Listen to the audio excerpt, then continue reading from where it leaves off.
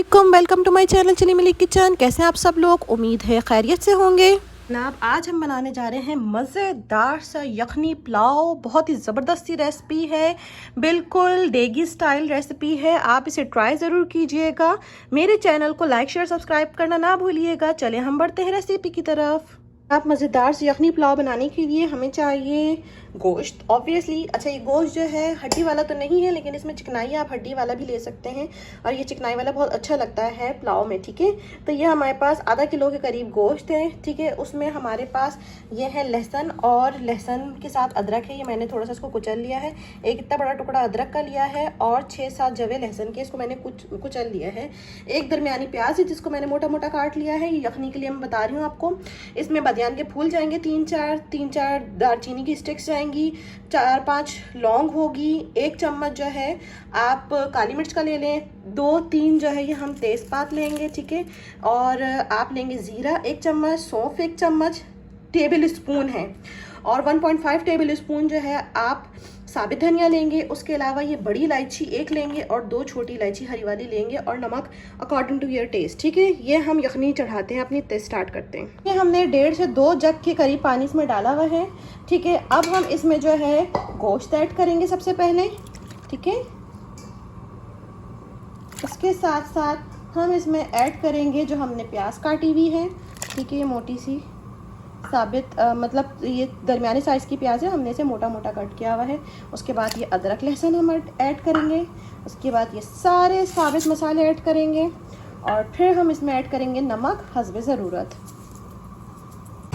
ये देखिए हमारी यखनी जो है ना वो डन हो चुकी है। सही है, और इसे जो है ना फिर हम यखनी हमारी डन हो चुकी है। ठीक है, अब हम इसे ना स्ट्रेन कर लेंगे। ठीक है, यखनी अलग कर लेंगे और सारे मसाले अलग कर लेंगे, फिर गोश्त अलग से निकाल लेते हैं। उसके बाद फिर मैं आपको बताती हूँ हम क्या करेंगे। यखनी हमारी रेडी हो गई है। जब तक हमने ये देखें प्याज हमने काटी है, 2 दरमियानी प्याज है, इसे स्लाइस कर लिया है, ब्राउन करेंगे इसे हम। दही हमारे पास आधा कप, 2 दरमियानी टमाटर इसे हमने चॉप कर लिया है। यहाँ पे हमारे पास 1 टेबल स्पून लाल कुटी मिर्च है, चिली फ्लेक्स। ठीक है, और हमारे पास है 1 टीस्पून पिसा हुआ धनिया, और ज़ीरा है 1 टीस्पून, काली मिर्च है ये चंद दाने, 2 लौंग, 2 दालचीनी, आलू बुखारे ऑप्शनल है, आलू बुखारे थोड़े से, और नमक हस्बे जायका। चावल हमने जो है वो 4 कप्स यहाँ पे भिगोए हुए हैं, और ये है हमारे पास अदरक लहसुन हरी मिर्चों का पेस्ट। ठीक है, मैंने इसे कुचल लिया है, आप इसे पेस्ट भी बना सकते हैं। चले हम शुरू करते हैं अब चावलों की प्रिपरेशन। जनाब डेगची में हमने 1/2 कप ऑयल डाल दिया है। ठीक है, अब हम इसमें प्याज ऐड करेंगे सारी ब्राउन करने के लिए। हमारी प्याज ब्राउन होगी सबसे पहले। ठीक है, प्याज ब्राउन होगी तो हम फिर जो है से, अच्छा आपने जो है से गोल्डन ब्राउन करना है, डार्क ब्राउन नहीं करना है, इस बात का आपने ख्याल रखना है। ये देखें प्याज हमारी ब्राउन हो गई है। ठीक है, इसे मतलब डार्क ब्राउन नहीं हुई है, गोल्डन ब्राउन हुई है।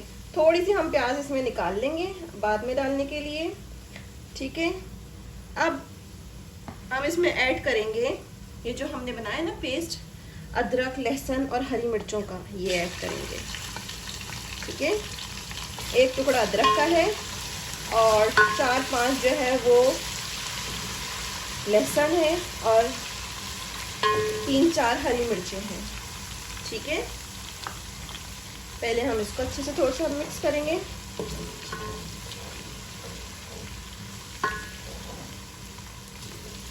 अब इसमें हम ऐड करेंगे टमाटर, जो हमने टमाटर काट के रखे हुए वो ऐड करेंगे। इससे अब हम इसे अच्छी तरह से पकाएंगे।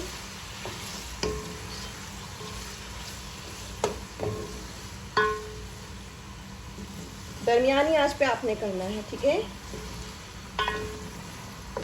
जब मैंने प्याज निकाली थी ब्राउन होने के बाद तो चूल्हा थोड़ा स्लो कर दिया था, अब दरमियानी आंच पे कर दिया वापस से।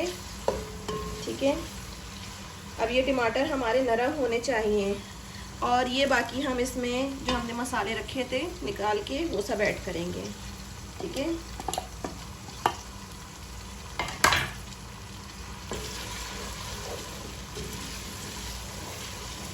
अब इन सबको अच्छे से भून के हम थोड़ी देर के लिए ढक के रख देंगे कि टमाटर थोड़े हमारे नरम पड़ जाएं। ठीक है, नरम हो जाएंगे टमाटर तो फिर हम इसे मज़ीद ऐड करते हैं। ये देखें टमाटर हमारे नरम पड़ चुके हैं। ٹھیک ہے. آپ اسے چمچ کی مدد سے اس طرح سے بھی کر سکتے ہیں. ٹھیک ہے, ان سب ٹماٹروں کو آپ اچھے سے مکس کر لیں. اب ہم اس میں ڈالیں گے گوشت. ہم نے گوشت الگ کر لیا تھا اس سے, یخنی سے. گوشت ڈال کے اب ہم اسے بھونیں گے.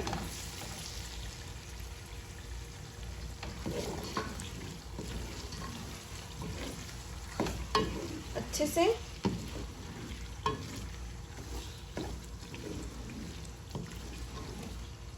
ٹھیک ہے, آج ہم اپنی جو ہے چولہے کی وہ تھوڑی تیز کر لیں گے. ٹھیک, اب اس میں ہم ایڈ کریں گے دہی. جو آدھا کپ دہی ہم نے رکھا ہوا ہے وہ ایڈ کریں گے. بسم اللہ الرحمن الرحیم.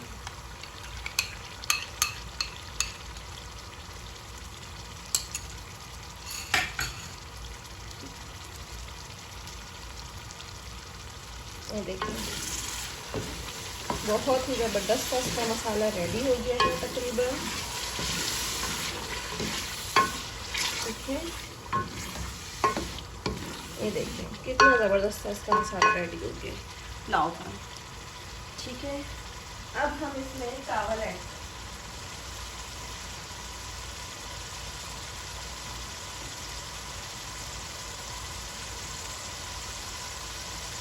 اب ہم ڈالیں گے اس میں چاول.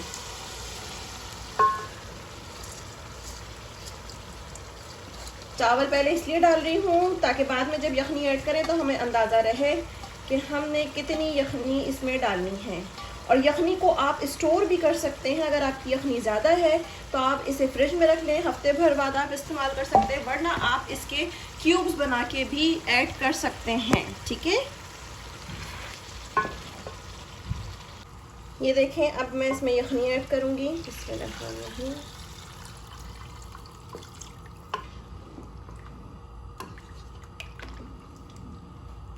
ٹھیک ہے, اچھا آپ نے یخنی کا آئیڈیا کیسے رکھنا ہے. آپ کی یہ جو انچ ہے نا, یہ انگلی, یہ حصہ, یہ آپ کا چاول پانی میں پورا ڈوبنا چاہیے, اتنا پانی ہونا چاہیے.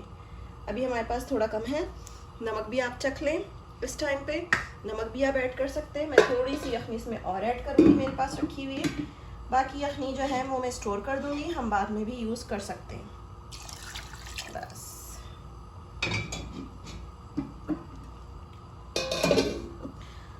تھوڑا سا نمک میں اس میں ایڈ کروں گی.